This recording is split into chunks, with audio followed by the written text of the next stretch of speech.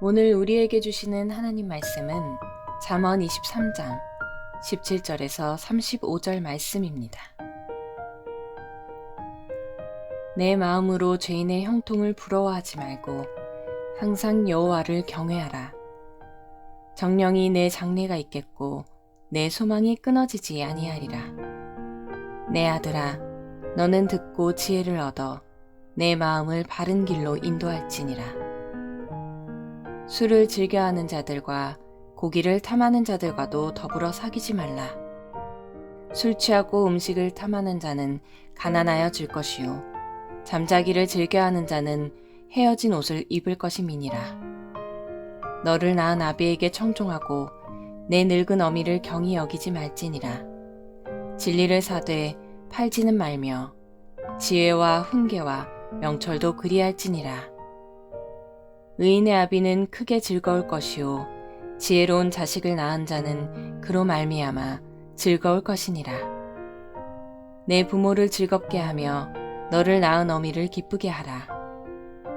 내 아들아, 내 마음을 내게 주며 내 눈으로 내 길을 즐거워할지어다. 대저 음녀는 깊은 구덩이요 이방 여인은 좁은 함정이라. 참으로 그는 강도같이 매복하며 사람들 중에 사악한 자가 많아지게 하느니라. 재앙이 네게 있느뇨, 근심이 네게 있느뇨, 분쟁이 네게 있느뇨, 원망이 네게 있느뇨, 까닭 없는 상처가 네게 있느뇨, 붉은 눈이 네게 있느뇨. 술에 잠긴 자에게 있고 혼합한 술을 구하러 다니는 자에게 있느니라. 포도주는 붉고 잔에서 번쩍이며 순하게 내려가나니 너는 그것을 보지도 말지어다.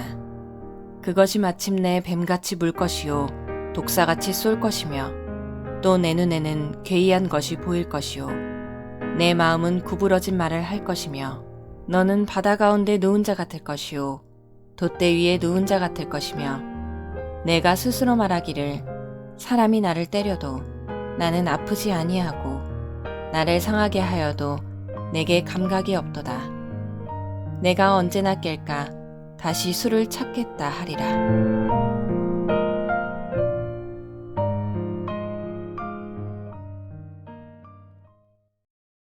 인생을 살아가면서 가까이 해야 할 것들과 멀리 해야 할 것들이 있습니다. 이 둘을 구분할 수 있는 것이 삶의 지혜라고 할 수 있겠습니다. 우리에게 선한 영향력을 주는 것은 가까이 하는 것이 맞습니다. 그러나 나쁜 영향력을 주는 것은 멀리해야 마땅합니다. 인생을 살아가면서 멀리해야 될 것들이 무엇이 있는지 오늘 본문에서 살펴보겠습니다. 성도는 죄인의 형통을 부러워하지 말아야 한다라고 오늘 본문은 시작합니다. 23장 17절의 말씀입니다.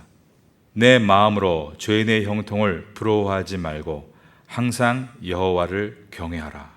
정령이 내 장래가 있겠고 내 소망이 끊어지지 아니하리라.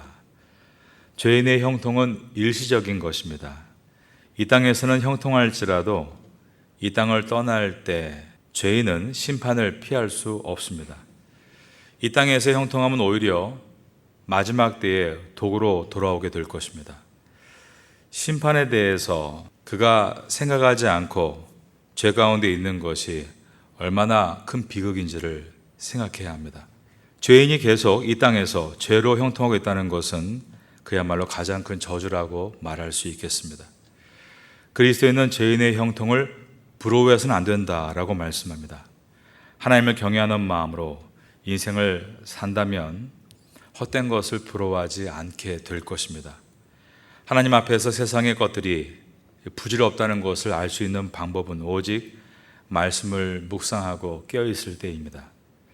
성도는 술을 즐겨하는 것과 고기를 탐하는 자들과 멀리해야 한다라고 권면하며 지혜자는 그들과 더불어 사귀지 말아야 한다라고 권면합니다. 20절을 보겠습니다. 술을 즐겨하는 자들과 고기를 탐하는 자들과도 더불어 사귀지 말라. 술 취하고 음식을 탐하는 자들은 어떤 마음입니까? 쾌락을 쫓는 마음입니다. 술 취하고 탐하는 자들은 자신의 인생을 돌아보지 않습니다. 그래서 가난해진다라고 했습니다. 21절입니다. 술 취하고 음식을 탐하는 자는 가난하여질 것이요 잠자기를 즐겨하는 자는 헤어진 옷을 입을 것임이니라. 위에 18절에서 하나님을 경외하는 사람은 정령이 내 장래가 있겠고 소망이 끊어지지 아니하리라 라고 했습니다. 그러나 술 취함과 나태함 같은 쾌락을 쫓는 사람에게는 미래가 없다라고 말씀합니다. 인생을 살아가면서 멀리해야 될 것 중에 또한 음녀가 있습니다. 잠언은 음녀를 한 번 빠지면 나올 수 없는 깊은 구덩이로 비유합니다. 27절입니다. 대저 음녀는 깊은 구덩이요 이방 여인은 좁은 함정이라. 음녀는 강도처럼 매복하고 있다가 다가오는 숱한 남자를 악한 자로 만들어 버립니다. 28절입니다. 참으로 그는 강도같이 매복하며 사람들 중에 사악한 자가 많아지게 하느니라. 성도는 악의 이러한 숨은 의도를 간파할 수 있어야 합니다. 눈앞의 유혹을 보면서 거기에서 죄의 청구서가 따라온다는 것을 기억해야 하는 것입니다. 하나님의 지혜가 머무는 사람은 절대로 음녀의 함정에 빠지지 않는다라고 말씀하고 있습니다. 29절부터 다시 술에 대한 말씀이 나옵니다. 술은 온갖 더럽고 지저분한 것들을 우리의 삶에 끌어오는 통로 역할을 한다라고 말씀하고 있습니다. 그래서 술에 취한 사람에게는 재앙과 분쟁 그리고 몸과 마음에 상처가 남는다고 했습니다. 29절과 30절입니다.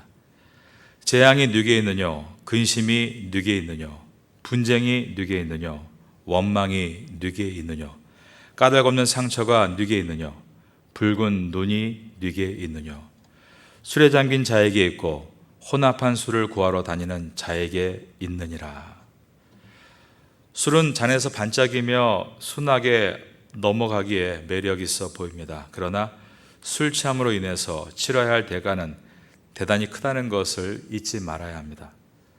술은 마시고 취할 때는 감미로움과 황홀감에 빠지게 되지만 그 이후에는 뱀에게 물린 독과 같이 엄청난 고통의 결과물들을 만들어내게 됩니다. 31절과 32절입니다.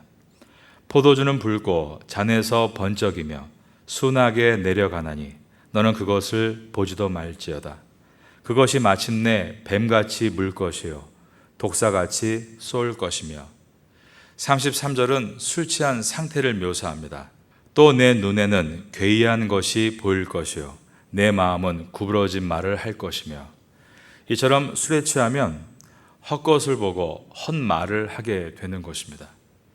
그래 놓고 나서 술에서 깨고 나서 자신은 아무것도 기억이 나지 않는다고 말하는데 술 마시지 않은 주변 사람에게는 가족들에게는 참으로 난감한 시간이 아닐 수가 없습니다. 34절입니다. 너는 바다 가운데 누운 자 같을 것이요 돛대 위에 누운 자 같을 것이며 바다 가운데 누우면 어떻습니까? 어질어질하겠죠. 돛대에 누운 사람도 마찬가지입니다. 그런 취중에 말을 뱉는데 가령 가족들에게 너는 똑바로 해라. 그렇게 하지 말아라. 그렇게 취중에 내뱉은 말로 상대방의 가슴을 아프게 해놓고 나서 나중에 자신은 아무것도 기억이 나지 않는다고 하면 이 상대방은 참으로 난감한 것입니다.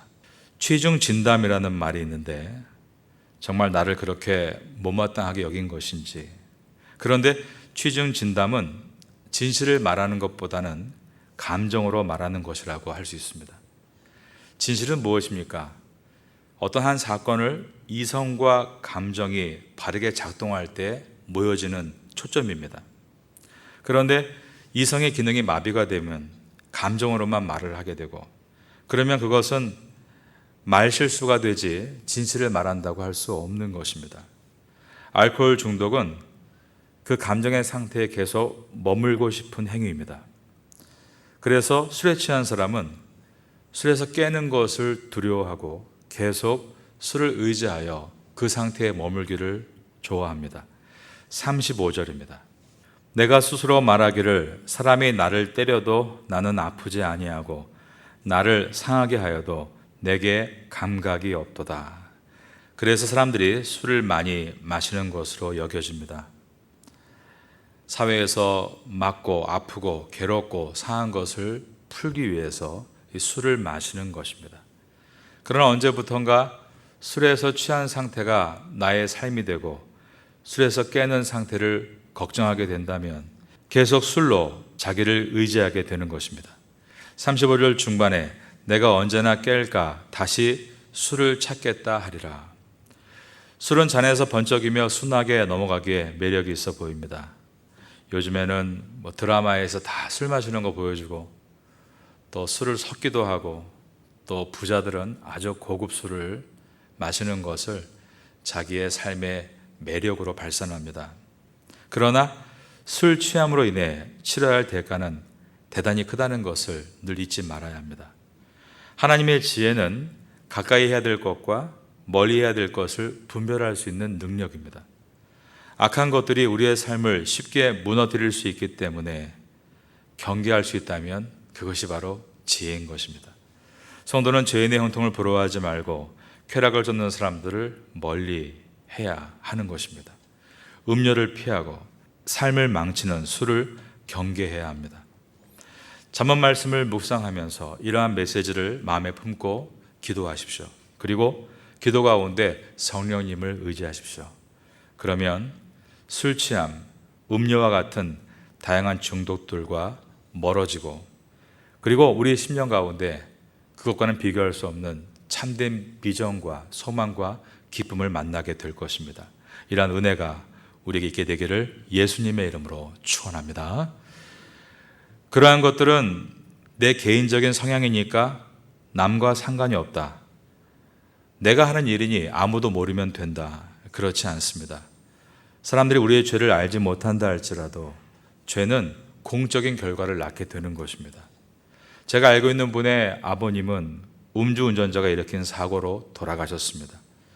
술 취하는 것은 내 개인적인 성향이지만 그것이 무슨 죄가 있느냐라고 말하지만 또한 이와 같이 공적인 결과로 돌아올 수밖에 없다는 것입니다. 모든 죄에는 이러한 원인과 결과가 따르며 사소해 보여도 그것이 큰 해악으로 돌아오게 됩니다. 가령 욕설은 상대방의 자아를 파괴시키는 일을 합니다. 포르노는 결혼 생활의 회방꾼이 됩니다. 절도는 사업을 방해합니다. 제가 아는 분의 사업장은 공장을 잘 알고 있는 내부인과 외부인이 결탁을 해서 공장 안에 있는 긴 두꺼운 구리선을 다 뜯어 훔쳐갔습니다. 구리가 고철로 팔면 굉장히 값을 쳐주기 때문입니다. 그러나 그 결과 공장 가동이 멈추게 됐고 그 손해는 그 안에서 일하는 사람들이 다 고스란히 얻게 됐습니다. 불평이나 비난은 가정과 사무실의 분위기를 망칩니다. 거짓말은 가족에게 그리고 공동체에 큰 상처를 남겨줍니다. 개인의 죄일지라도 그 죄가 공동체가 함께하는 공적인 삶에 큰 영향을 미친다는 것입니다. 우리는 생명을 주는 하나님의 대리인이 될 수 있지만 또한 가정과 또 교회와 우리의 공동체에서 나쁜 것을 감염시키는 바이러스가 될 수도 있습니다. 우린 그러기에 언제나 말씀 앞에서 깨어서 우리가 불의하고 어그러지게 해서 사람들 속에 고통을 안겨주는 바이러스가 아니라 공의로 바르게 서서 사람들을 회복시키는 백신이 되기를 소망해야 하는 것입니다. 이러한 소망을 가지고 살아갈 수 있는 우리 모두가 될 수 있기를 예수님의 이름으로 축원합니다.